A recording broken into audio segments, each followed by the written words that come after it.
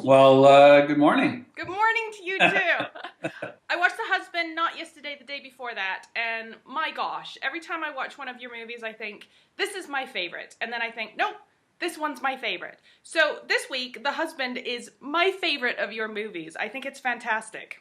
Well, thank you so much. I'm very fond of it myself. Oh, good, I'm Yeah, yeah. glad. It's a very lovely, lovely cast and just a really delightful experience shooting it. Yeah, tell me about how you came onto the project. Maxwell McCabe-Lokos is starring in it, but he wrote it, but he's also been in stuff of yours previously. So was that where the connection came in? Yeah, I knew of Max from the Deadly Snakes and stuff, the band with Andre Etier. And I first kind of got to really know him when we did the Tracy Fragments. He played this character with Ellen Page, and they had been in some stuff before. So it was a nice fit with Maxwell and Ellen. And then we had a fun time. And when it was time, I guess Max had been working on this movie with Kelly Harms as co-writer. And at a certain point, I don't know, they decided it was time to find somebody to help them once they had the script in shape. Mm-hmm. And they came to me, and I read it. I liked it a lot, and I liked Max. And it was really nice to read a script when you know, oh, the main guy is going to be Maxwell. Yeah. So and I could see it right away, and I really loved the premise and the suspense in it. So that began, and then off we went. Speaking of the suspense, that really reminded me of that Robin Williams photo booth movie. Do you remember that photo where he was working I in the remember I never saw the movie. I remember seeing the advertisements for it and maybe a trailer, and it looked something kind of scary and weird. I'm not sure what it was about, but the premise of it, which is the premise of The Husband, is like you just don't know what he's going to do. And he kind of turns out to be a little bit of a Hamlet. Very frustrated, but kind of ineffectual in many ways.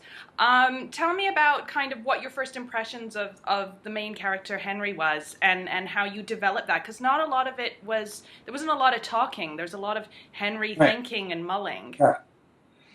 Well, we're dealing with a broken-hearted man, and this is sort of my empathy or my feelings went to Henry because, here's a guy trying to keep his family together. He has a young son, and he's, semi-professional guy, and, his wife's in jail for having sex with her, young student. So, you feel for the guy because he's been, sort of emasculated, and he's still trying to go through the motions and keep it together. He's still visiting his wife, and he's still doing what he needs to do as a husband and a father of his young son. So, you're kind of feeling for the guy. And then your feelings begin to change as he sees this kid one day on the way to his work. He sees that, oh, that's the kid that had sex with my wife, that wrecked my family. So he starts to follow this kid. And at first you're thinking, oh, he's just going to find some closure or talk to him. But then you start to think, no, he's going to do something really bad. And he's going to do something very violent. And so your feelings to him change a little bit there. You start to worry for him. You start to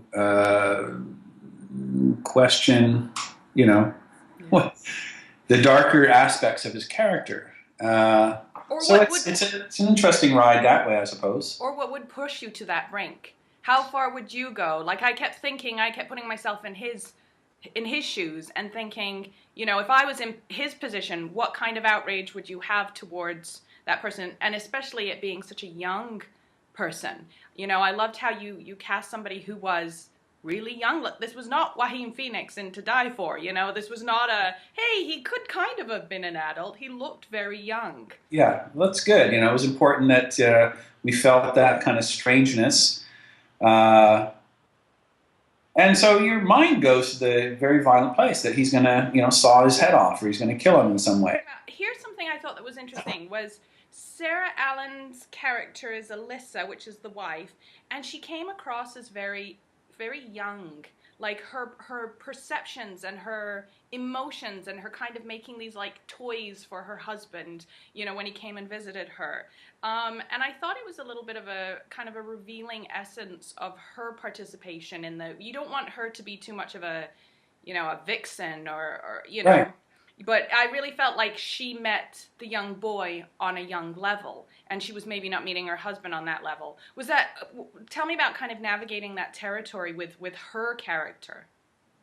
Yeah, with Sarah Allen's character, you hit it very well. We didn't want somebody that was predatory or was a vixen or was overly sophisticated. We were looking for a quality in the character of Alyssa that was a bit childlike and a bit innocent, because, what happened between them was probably quite charming and lovely, It's just, you're not supposed to do that. You're not supposed to have sex with your students. But, outside of that, it was probably just an awesome time, that they had. Had she have been 16, it may have been rather nice. Oh, yes. Or, so, yeah. And a lot of actresses that were very talented. And Sarah had this quality in her auditions that she did for us. Did she even do an audition? Yes, she did an audition. That sort of had that, that kind of innocence and slight sort of kooky, no agenda, no big kind of machinations or plans. So we liked that. We liked her innocence, because we didn't feel like we should judge her. This was not about judging, other than the court of law going, well, you're not supposed to do this. We didn't feel like the film should go down that road and sort of spank her too much for having, chasing her pleasure. I mean, she's chasing it in the wrong way, I guess, but. So, and it made her a little bit more likable to Maxwell's character, Henry, that you can see, oh yeah, this woman is very charming and she doesn't have a big agenda and she just kind of made a mistake. And yeah, so she played it very well. Performance a lot. And it was the first time I had to work with Sarah Allen and just had the best time. And her and Max, I don't know if they had history before that, but they really enjoyed working together. And yeah, it was just a treat. I referred to this as being my new favorite film of yours. The directing in this, I thought, was like every shot mattered. I was so kind of on the edge of my seat, paying attention to how you framed every shot and how you delivered every shot, even more so than things you've done previously. It's just that everything felt each shot felt very important. Tell me about kind of constructing the look of the film, because like I said, there isn't a whole lot of dialogue. So a lot of the story has to go to how you tell it visually. Yes, I think a lot of that credit's got to go to our designer, Andy Barry, who, was very instrumental in helping us find the right spaces and, dressing these sets. And also a very, very talented director of photography, Daniel Grant, who it's the first time I'd worked with Daniel. And I think my attraction to the project, and Daniel's and as well as other people, was the visual aspect of the movie, where it wasn't necessarily photographing people's heads talking to each other. It was about moving through space. It was about sort of chase or lurking sequences, call them chase sequences, following and looking and watching, and a lot of voyeuristic things. So that was very appealing for not only for the actors, for the cinematographer, because you get to tell the story in pictures. And the sound became very important. Todor Kobakov and Ian Lefebvre, who did the score, really matched that. It rose to Daniel's wonderful eye. I mean, a lot of the times when we were shooting, my job as the director is, you set the stage, you tell everybody how it's generally going to go, and then Daniel would always be standing beside me and would always have a fresh and new way of framing it. I would have an idea, or a pretty good idea, but Daniel would always kind of give it that extra little nudge, or say, what if we shot this on a 28 millimeters rather than a 50, or always add a little something to give it a little extra panache and a little extra zing. And there's something there's something very beautiful, classic, and almost stylized about his photography. It was a real joy to work with somebody that gave so much to this film. I mean, the look of the film, really, a lot of it goes to this extremely talented cinematographer. It's kind of like a songwriting team where I have the impulse to do this or that, and then he joins in nicely and just takes it to a place where I would never I was always surprised at the end of the day looking at the frames that we shot, and I always be, Daniel, I had no idea it would look this good. So That's what you want. and to kind of push it. So it's always a surprise for me as a director to go into something and be surprised. You have an idea in your mind, but when it turns out better than you could ever hope for, you're working with the right people. Yeah, that was an incredible collaboration. Yeah, that was incredible. I loved it. I don't care about anybody else. I loved it. That's the important thing. Now, I guess that gets back to you. What did you love about the film or the story? What was it that you connected to that drew you to this? Well, I always like the complicated nature of relationships, the complicated nature of sexual relationships or masculine, feminine, that kind of oscillation is continually fascinating to me, and I'm sure lots of other people. This idea of a man trying to reclaim his masculinity, trying to reclaim his mojo, trying to kind of filter through why, how, sort of a mysterious journey in that way. I like the fact that there's a redemption in the story. There's a kind of a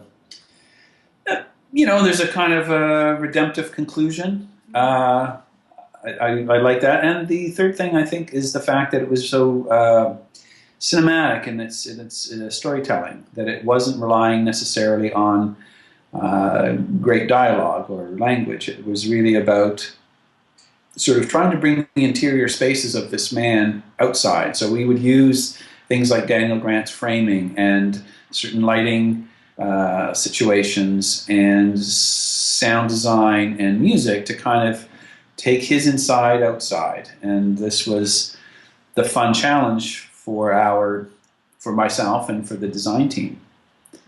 So yeah, and working with Max, Maxwell was, it's always great to work with your friends and work with very talented people, and to work with somebody that had obviously, this was a passion project for him. He'd spent a number of years writing this with Kelly. This was very important to him, and that kind of motive really affects everybody. It's not just, hey, we're gonna do this thing, and it's going to be cool, it's going to be great, but it really changes the game when people understand on the production that there is a very heartfelt and powerful motive behind the making of the film, or the reason why we're making it. Of course, we're making it to make it, and we're making it to make money, and we're making it to, be seen, but there's a kind of that sort of elemental motive is always a great propulsion in people's spirits and people's, people rising to their best abilities. And for a very small movie like this was well under $1 million. And, it was just to see everybody's kind of heart and soul in this and how lovely it turned out is a real testament to, a spirit of, indie pop filmmaking, I think. I agree. Now, you did say that you do television and film, which is true, and I read your IMDb, and frankly, I was exhausted reading it. I can't imagine what it would be like working all of this stuff. So, I wanted to know what your upcoming projects are, lastly. So, you've got Hellions, is that finished? Hellions, we're just editing right now, and it's a scary Halloween kind of freak out movie. It's a beautiful, elegant, gorgeous, scary movie. So that will be out in October in time for Halloween. Nice. It's a very Halloween movie. And so that's keeping us pretty busy. And, we hope to shoot something in I guess, September, early September. Maybe a romantic comedy, maybe, something like that. I am the Rain Man of rom-coms. I don't know if you've heard, but I love romantic comedies, and I think there's a little bit of an emergence happening in Canada right now for romantic films. We used to have like sad romantic films, like Take This Waltz, where like life was crumbling inside a relationship, or even The Husband, where it's like everything's kind of bit of a weird romance. The Husband, I guess. Yeah, rack and ruin. So I'm kind of excited about that prospect. Some of your maybe 5 or so of some of your favorites romantic movies or romantic comedies. I loved Eternal Sunshine of the Spotless Mind. I think that's almost perfect. I love The Lake House. Did you ever see that with Sandra Bullock and Keanu Reeves? That was It's based called The on Lighthouse? The Lake House. Oh, The Lake House. I've heard about that. I'm going to write these down, if you don't mind, on my coffee back here. The Lake House? Yeah. Lake House. Okay. That's my go-to one, and Eternal Sunshine of the Spotless Mind. Let's see, what else is striking? I tell you what I like about romantic movies is ones that have complex issues that are, no, they're simply told, but they explore complexities. Like in The Husband, it was a very simply told story, but it explored a lot of complexity. I don't think. Interesting. Yeah, I don't think you need tons of bells and whistles. I think, Right. you know, at the heart of something, if you have a basic concept and you explore that in interesting and intricate ways. But yeah, those are, I mean, I also love Take This Waltz here. I mean, it's a depressing romance. I'll give it that. But it is, and I also like The F Word. I think that as far as current goes, that's fantastic. Yeah, well, good. And what about old ones? Do you see old movies too? Oh, I have a bad. Like I just rented this movie called Little Shop Around the Corner. Yes, with James Stewart. Yes, Yeah. I Do you know have that movie? I have an obsession with films from the 40s, and I'll tell you why. Because everything we do stems from films of the, like, black and white movies of the 30s and 40s. So that one is great. Oh gosh, what's the first Frank Capra one? With Clark Gable and Claudette. One Night? Yes, that's a fantastic one. Have you ever seen Random Harvest? No? Write down Random Harvest. That's exquisite. Okay, great. Well, this is, maybe I won't be editing this afternoon. Maybe I'll be watching some movies. Thank you so much for doing this today. You've made my week. I have been looking forward to interviewing you for a very long time. Okay, well, next time let's do it in person, huh? I would love that. I would love that.